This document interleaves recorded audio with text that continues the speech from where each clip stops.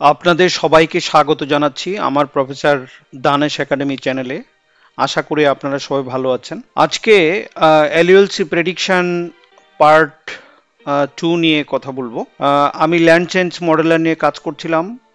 Part 1-এ আমরা দেখিয়েছিলাম কিভাবে আমার যে ইনিশিয়াল যে টাইম পয়েন্টের যে রাস্টার, আর্কজিআইএসে তৈরি করা যে রাস্টার, সেই রাস্টার টিপ মডেল থেকে কিভাবে টিপ ফরম্যাট থেকে কিভাবে আরএসটি ফরম্যাটে ট্রান্সফর্ম করতে হয়, কনভার্ট করতে হয় সেটা দেখিয়েছি।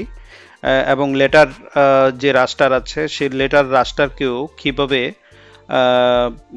টিপ ফরম্যাট থেকে আরএসটি ফরম্যাটে রূপান্তর করতে হয়, কনভার্ট করতে হয় সেটা আমরা দেখিয়েছি। এবং কিভাবে রিক্লাস করতে হয় ল্যান্ড চেঞ্জ মডেলারে ফিট করানোর জন্য, সেভাবে সেই জিনিসগুলো আপনাদেরকে দেখিয়েছি।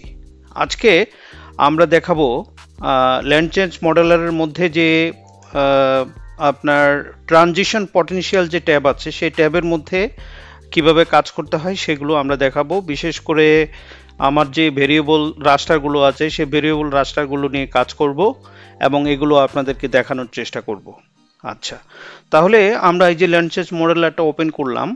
এইখানে আমার যে সেশনটি ছিল, আগের সেশনটা আমি আবার নিয়ে আসার চেষ্টা করি। NAR নর এটা কিন্তু এখানে চলে আসছে। চেঞ্জ অ্যানালাইসিস, এই জিনিসগুলো ঠিক আছে। তো এবার যদি আমি এতটুক পর্যন্ত আমি পার্ট 1-এ দেখিয়েছিলাম আপনাদেরকে। ট্রানজিশন পটেনশিয়ালে যদি যাই তাহলে এখানে ট্রানজিশন সাব মডেল, এই জায়গায় সাব মডেল নেমের মধ্যে এখানে দেখেন আমার যে ক্লাসগুলো আছে সেই ক্লাসগুলো এখানে প্রত্যেকটাতে ইয়েস দেওয়া আছে, ঠিক আছে। তো সেখানে আমি প্রত্যেকটাকেই এখানে এই যে চেঞ্জগুলো আছে, ট্রানজিশনগুলো আছে, এগুলোর একটা সুনির্দিষ্ট নাম দিয়ে দিব। এখানে আমরা এটার নাম দিব ডিস্টারবেন্স। ডিস্টারবেন্স ডিস্টারবেন্স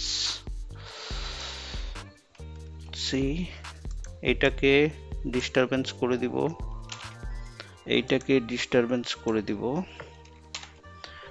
এটাকে ডিস্টারবেন্স করে দিব, এটাকে ডিস্টারবেন্স করে দিব, এইটাকে ডিস্টারবেন্স করে দিব,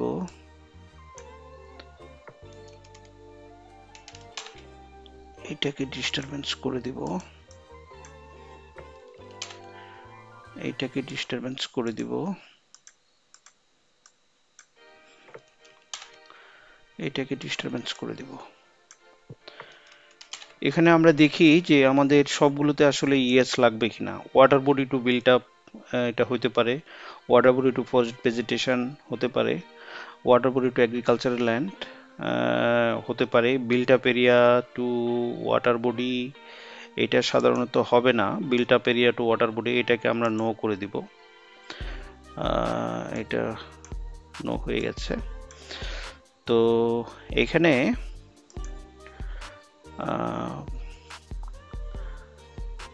agricultural land, built up area to agricultural land, এইটাও বিল্ট আপ এরিয়া থেকে এগ্রিকালচারাল ল্যান্ড সাধারণত হয় না, তো এটাকে আমরা নো করে দিব। Built up area to forest vegetation, এটাও হবে না, নো করে দিব। Forest vegetation to water body, এইটাকে forest vegetation to water body, এটা সাধারণত হবে না, এটাকে আমরা নো করে দিলাম। Forest vegetation to built up area হতে পারে। Forest vegetation two agricultural land হতে পারে। Agricultural land to water body, এটা হতে পারে। Agricultural land to built up area হতে পারে। Agricultural land to forest vegetation হতে পারে। Agricultural land to forest vegetation এটা হতে পারে। Built up area to water body এগুলো নাই, এগুলো সব নো করে দিলাম, এগুলোতে ইয়েস থাকার দরকার নাই। To group sub models give them a common name, তো এইখানে আমার একটা কমন নাম চলে আসছে। এবার test and selection of site and driver variables, এটাতে কিছু না করলেও আমার হবে, এখানেও কিছু করার দরকার নাই। ট্রান্সফরমেশন টাইপ, এভিডেন্স লাইকলিহুড, এটা থাকুক। ট্রানজিশন সাবমডেল স্ট্রাকচার, এই ট্রানজিশন সাবমডেল স্ট্রাকচারে আমরা এখানে যে ভেরিয়েবলগুলো আছে, ভেরিয়েবল রাস্টারগুলোকে এখানে বসাতে হবে। তো আমার যে ভেরিয়েবল রাস্টারগুলো আছে এগুলো ArcGIS এ তৈরি করা, সবগুলো হচ্ছে আপনার টিফ ফরম্যাটে আছে। তো এগুলোকে RST তে আমার রূপান্তর করতে হবে। এই জন্য আমি এখন যাব ফাইলে, ইম্পোর্টে ডেস্কটপ পাবলিশিং ফরম্যাট জিওটিফ। এখানে জিওটিফ টিফ2 ইদ্রিসি, এখানে এটার উপরে আমরা কাজ করব।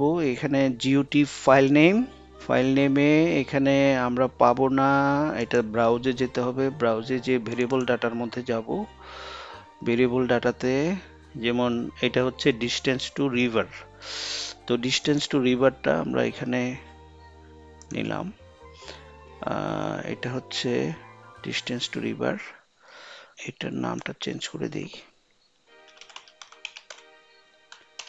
ডিস্টেন্স রিভার, এখানে ওকে করে দিলাম। এটা ডিস্টেন্স রিভার হয়ে গেছে। এবার আমরা যাব হচ্ছে ডিস্টেন্স টু রুট, এটা হচ্ছে ডিস্টেন্স টু রুট, এখানে নামটা চেঞ্জ করে দিলাম, ডিস্টেন্স রুট। ওকে, এটা হয়ে গেছে ডিস্টেন্স টু রুট। এবার আমরা যাব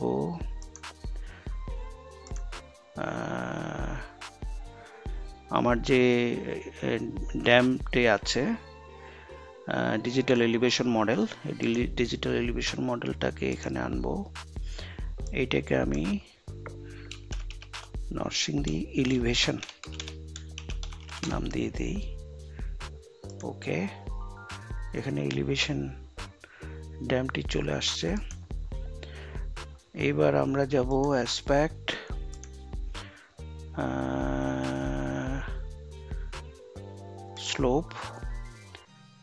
স্লোপের মধ্যে স্লোপ, নরসিংদী স্লোপ দিলাম নাম।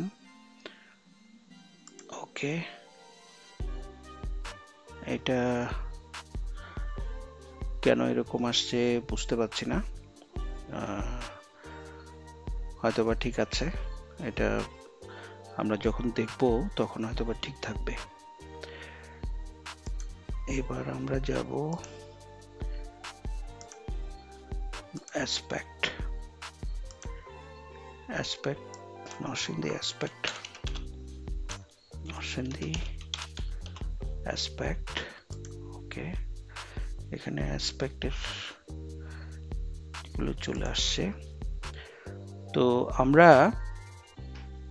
এখন এই আমাদের যে ভেরিয়েবল যে রাস্টারগুলো আছে সে রাস্টারগুলো তৈরি করে ফেলেছি।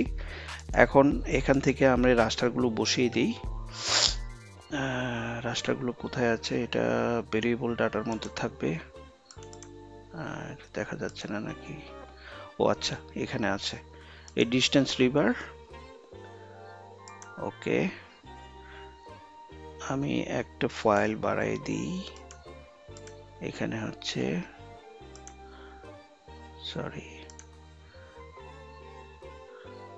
রেজাল্টের মধ্যে ডিস্টেন্স রুট। ওকে, আমি এখানে 3 নম্বরে দিলাম। এখানে শুধুমাত্র আমি ড্যামটা দিচ্ছি, আর বাকিগুলো দিব না। ড্যামটা কোথায়? এলিভেশন,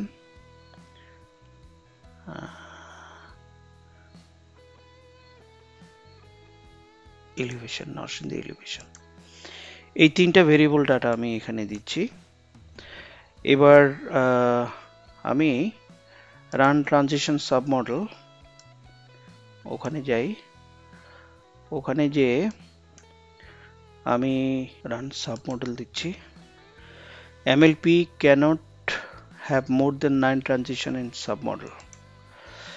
এখানে 9টির বেশি সাব মডেল কাজ করছে না MLP তে। তাহলে আমরা কোথায় কাজ করব? এখানে এই জায়গায় গ্রুপ অল গ্রুপ অল দিয়ে এটাকে গ্রুপ অল দিয়ে এই জায়গায় ভেজিটেশন ডিস্টারবেন্স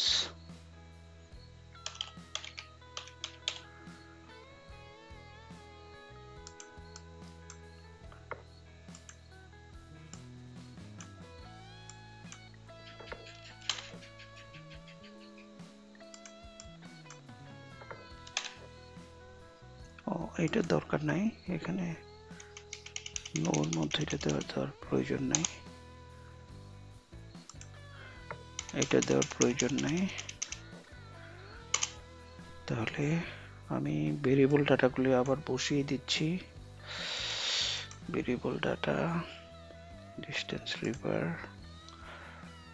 এবার আমি যদি রান সাব মডেল দেই, এখানে দেখেন driver variable distance river dimension does not match with earlier and later images. এখানে একটা আমরা খুব গুরুত্বপূর্ণ একটা অবস্থানে পৌঁছেছি। এখানে আমার যে ডিস্টেন্স রিভার এবং ডিস্টেন্স রোডের যে রাস্তাটি আছে, এই রাস্তাটি আর্লিয়ার ইমেজ এবং লেটার ইমেজের সবগুলো এক্সটেন্টের সাথে মিলতেছে না। এটার একটা প্রবলেম হচ্ছে। তাহলে প্রবলেমটা আমরা একটু দেখি এইখানে। ওকে, এই প্রবলেমটা এখানে আমরা যাই। এখানে যে রেজাল্টের মধ্যে আচ্ছা এখানে আসছে এই যে ডিস্টেন্স রিভার আরএসটি, এখানে আমার file type binary, reference system UTM-46 and এটা ঠিক আছে, রেফারেন্স ইউনিট মিটারস ঠিক আছে, কিন্তু এখানে যেটা প্রবলেম হচ্ছে, প্রবলেম হলো এই যে কলামের যে নাম্বার, কলামের নাম্বার হচ্ছে 1451, কলাম 1451 আর রো হচ্ছে 1805, রো হচ্ছে 1805। সম্ভবত এখানেই প্রবলেম। আমরা যদি LULC 2001 রিক্লাস নিউ আরএসটি দেখি এবং এর মেটাডাটা দেখি, তাহলে এখানে দেখা যাচ্ছে কলামের নাম্বার হচ্ছে 1474 আর রো এর নাম্বার হচ্ছে 1829, কিন্তু আমাদের এখানে হচ্ছে কলামের নাম্বার রিভারের মধ্যে রিভার এবং ইয়াতে রোডের মধ্যে সম্ভবত একই প্রবলেম। এখানে এক্সটেন্টটি চেঞ্জ হয়ে গেছে। আমাদের রিভার এবং রোডের মধ্যে হচ্ছে 1451 আর এখানে হচ্ছে 1474। আমাদের রিভার এবং রোডের মধ্যে রো নাম্বার ছিল 1805, এখানে হচ্ছে 1829। তো এই জিনিসটা চেঞ্জ করতে হবে। এটা চেঞ্জ করার জন্য আমি ইদ্রিসি ইমেজ প্রসেসিং, রিস্টোরেশন, রিস্যাম্পল দিয়ে আমি কাজ করার চেষ্টা করেছিলাম প্রাথমিকভাবে। পরে দেখি যে এটার মধ্যে প্রচুর প্রবলেম, অনেক এরর আসে, এটা নিয়ে আমি সমস্যা ফেস করছিলাম। তো আমি পরে ক্লার্ক ইউনিভার্সিটিতে যোগাযোগ করলাম। ক্লার্ক ইউনিভার্সিটি যারা টার্সেট লিবারা জিএস নিয়ে কাজ করে, তারা আমাকে হেল্প করলেন। তারা বললেন যে তুমি রিস্যাম্পল নিয়ে কাজ না করে তুমি প্রজেক্ট দিয়ে কাজ করো, তাহলে সুন্দরভাবে এটা সেট হয়ে যাবে। তাহলে এই প্রজেক্টটা কোথায় আছে? এই প্রজেক্টটা আছে হলো ফাইলের মধ্যে রিফরম্যাট প্রজেক্ট। এই যে প্রজেক্ট আছে, এই প্রজেক্টের মধ্যে আমি যদি ইনপুট ফাইল নেম দেই, ইনপুট ফাইল নেম হচ্ছে আমার distance river for example, output file name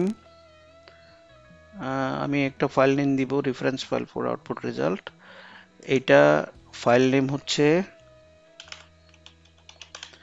distance river new. R input reference system same জিনিসটাই হবে, এখানে দিয়ে দিলাম। আচ্ছা, এবার এইটাকে আমাকে দিতে হবে বাইলিনিয়ার, আর ব্যাকগ্রাউন্ড ভ্যালুতে আমি এখানে 0 দিয়ে দিব। 0 দিলে কাজ হবে আশা করি। আউটপুট রেফারেন্স ইনফরমেশনে যাই। এখানে আমি আসলে দেখিয়ে দিব যে আমার যে আর্লিয়ার এবং লেটার যে LULC ইমেজটি আছে, রাস্টারগুলো আছে, সেই রাস্টারের যে কোনো একটা রাস্টার আমি এখানে দেখিয়ে দিব। দেখিয়ে দিলে সে ওইটাকে অটোমেটিক্যালি সেট করে নেবে। তাইলে এখানে আমার আমি 2001-এর প্রজেক্ট রাস্টার নিউটা দেই, LULC 2001 রিক্লাস নিউ, এটা দিয়ে দিলাম। তাহলে এখানে দেখেন সে অটোমেটিক্যালি কিন্তু এটা নিয়ে নিচ্ছে যে আমার 1474 লাগবে কলাম এবং রো লাগবে 1829। এটা করলে আমার আর্লিয়ার এবং লেটার ইমেজের সাথে এটা মিলে যাবে। তাহলে আমি যদি এখন ওকে দেই, আমি কিন্তু কাজ করছি ডিস্টেন্স রিভার নিয়ে। তাহলে এবার যদি আমি ওকে দেই, ওকে দিলে এখানে বলতেছে flag value in the documentation file is out of the expected range, it will be ignored. করো তুমি ইগনোর, অসুবিধা নেই। তাইলে আমার কিন্তু এই যে projection from UTM 46 and to UTM 46 and এটা হয়ে গেছে, ডিস্টেন্স রিভার নিউতে এটা চলে আসছে। গুড, তাইলে আমার এটা ট্রান্সফর্মড হয়ে গেল, এটার এক্সটেন্ট আর্লিয়ার এবং লেটার রাস্টারের সাথে মিলে গেল। এবার আমি কাজ করব হচ্ছে ডিস্টেন্স রুট দিয়ে। ডিস্টেন্স রুট দিলাম, এখানে নামটা চেঞ্জ করে দিই, ডিস্টেন্স রুট ROAD বাইলিনিয়ার, এটা 0 দিলাম।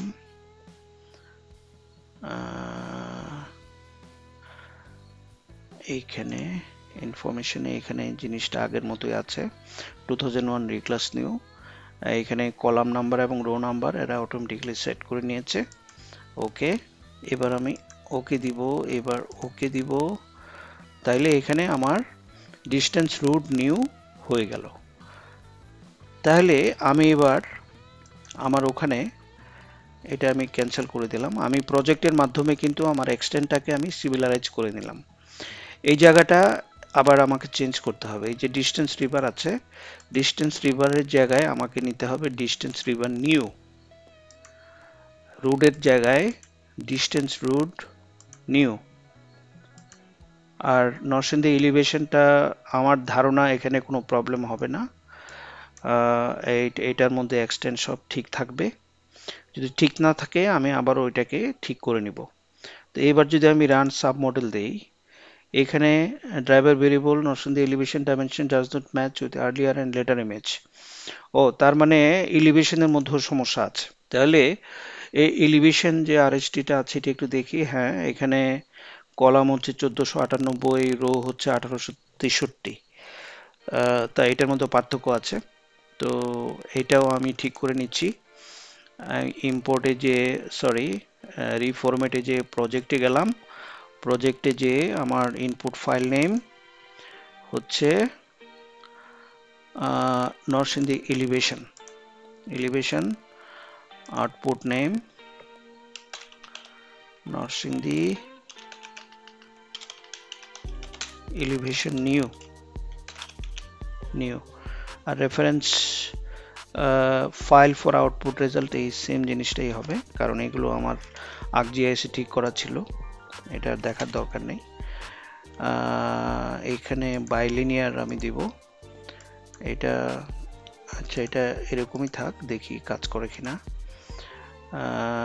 এখানে 1474 1829, এটা হচ্ছে LULC 2001 রিক্লাস নিউর মধ্যে আছে।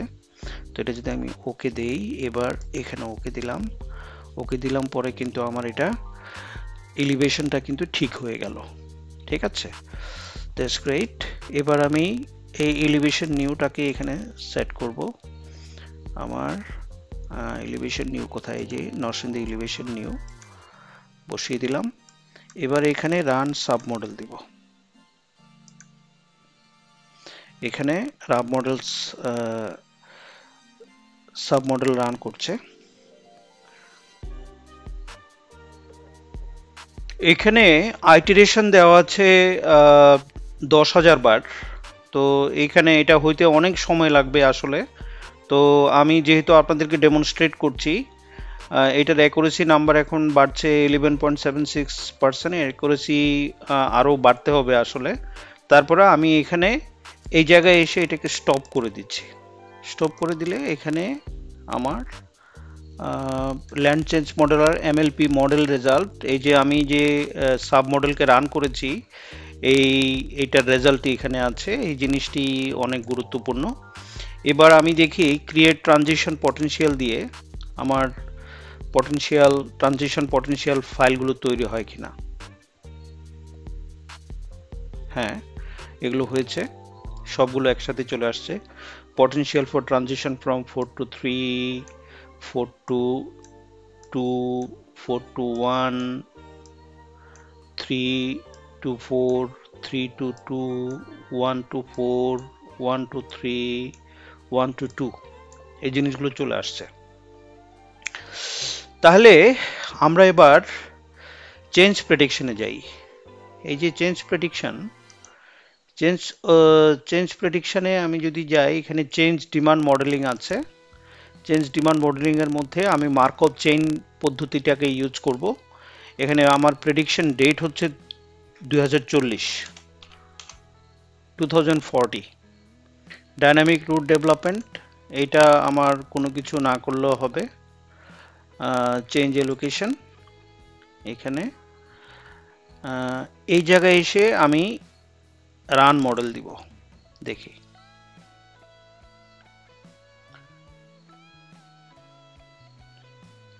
হ্যাঁ, আমার এখানে দুটি ফাইল তৈরি হয়েছে প্রেডিকশনের। প্রজেক্টেড পটেনশিয়াল ফর ট্রানজিশন, এটা হলো সফট, আর প্রজেক্টেড ল্যান্ড কাভার, এটা হচ্ছে হার্ড। এই দুইটা প্রেডিকশন আমার তৈরি হয়েছে, একটা হচ্ছে সফট আর একটা হচ্ছে হার্ড। তো বিশেষ করে আমার যে হার্ড ফাইলটি আছে, হার্ড প্রজেকশন ফাইলটি আছে, এই প্রজেকশন ফাইলটি আমি ArcGIS নিয়ে এখান থেকে ম্যাপিং করতে পারবো। এটি আমি পরবর্তী পার্ট 3-তে আমি আপনাদেরকে দেখাবো। এখানে যদি ভ্যালিডেশনের কথা ধরি, তাহলে ভ্যালিডেশনে এখানে দেখেন এই যে ইনিশিয়াল ল্যান্ড কাভার, এখানে 2021 রিক্লাস নিউ এটা লেখা আছে। প্রেডিক্টেড ল্যান্ড কাভার হচ্ছে land cover prediction 2040, land cover prediction 2040, এটা অলরেডি চলে আসছে এখানে। তো এখানে আমি যদি ভ্যালিডেট করতে চাই, এই যে ভ্যালিডেশন ল্যান্ড কাভার, এটা হচ্ছে আমার নোন একটা ইয়ারের যদি আমি ভ্যালিডেশন করতে চাই, তাহলে যেহেতু আমি 2040 প্রেডিকশন করছি, 2040 তো আমার রিয়েল কোনো LULC কোনো রাস্টার নাই, সুতরাং এখানে ভ্যালিডেশন করা সম্ভব না। এটার ভ্যালিডেশন করা কোনোভাবেই সম্ভব না, এটা এরকমই থাকবে। তো আজকের এই পার্ট 2 এতটুক পর্যন্তই। আমি আশা করি আপনারা আমার আলোচনা বুঝতে পেরেছেন। যদি আপনাদের এই ভিডিওটি ভালো লেগে থাকে, তাহলে আমার চ্যানেলটি সাবস্ক্রাইব করুন, লাইক করুন, শেয়ার করুন, এবং আপনাদের যদি কোনো কোশ্চেন থাকে আমাকে কমেন্টের মাধ্যমে কোশ্চেন করতে পারেন। আপনারা সবাই ভালো থাকুন, সেই প্রত্যাশায় আজকের এই পার্ট 2 এর এখানেই সমাপ্তি ঘোষণা করছি।